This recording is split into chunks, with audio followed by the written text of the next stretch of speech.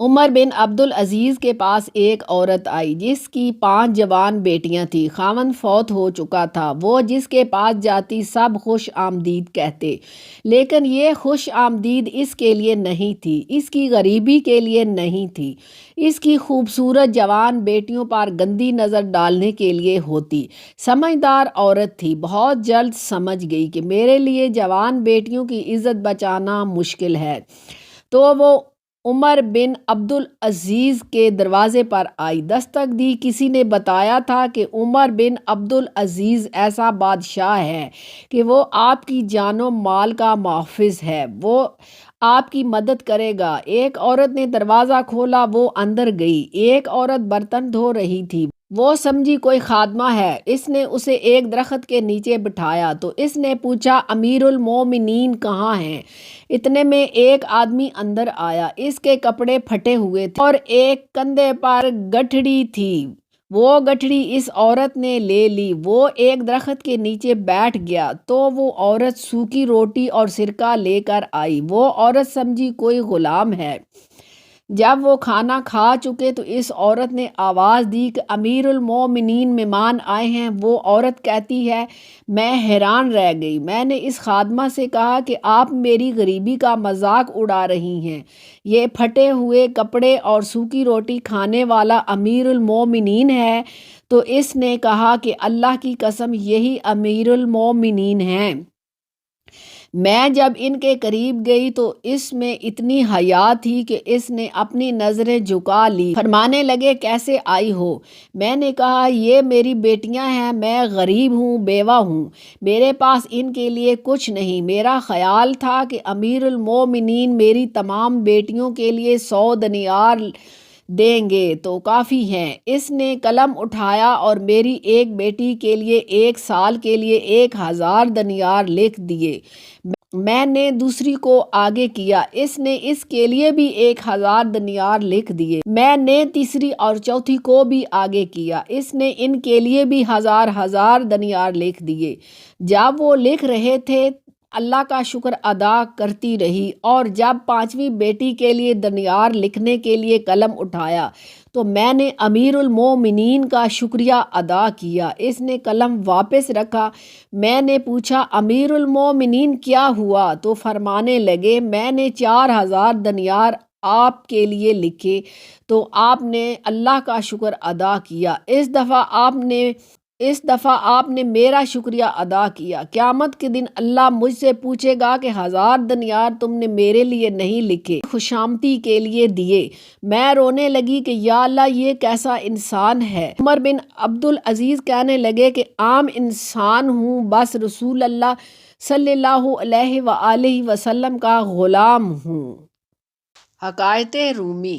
بسم اللہ الرحمن الرحیم۔ ایک عورت کو اللہ ہر بار اولاد نرینہ سے نوازتا، مگر چند ماہ بعد وہ بچہ فوت ہو جاتا، لیکن وہ عورت ہر بار صبر کرتی اور اللہ کی حکمت سے راضی رہتی تھی، مگر اس کے صبر کا امتحان طویل ہوتا گیا، اور اسی طرح ایک کے بعد ایک اس عورت کے 20 بچے فوت ہو گئے۔ آخری بچے کے فوت ہونے پر اس کے صبر کا بندھن ٹوٹ گیا۔ وہ آدھی رات کو زندہ لاش کی طرح اٹھی اور اپنے خالق حقیقی کے سامنے سر سجدے میں رکھ کر خوب روئی اور اپنا غم بیان کرتے ہوئے کہا، اے کون و مکان کے مالک، تیری اس گناہگار بندی سے کیا تقصیر ہوئی کہ سال میں 9 مہینے خون جگر دے کر اس بچے کی تکلیف اٹھاتی ہوں، اور جب امید کا درخت پھل لاتا ہے تو صرف چند ماہ اس کی بہار دیکھنا نصیب ہوتا ہے۔ آئے دن میرا دل غم کے ہول کا شکار رہتا ہے کہ میرا بچہ پروان چڑھے گا بھی یا نہیں۔ اے دکھی دلوں کے بھید جاننے والے، مجھ بے نوا پر اپنا کرم فرما دے۔ روتے روتے اسے اونگ آ گئی۔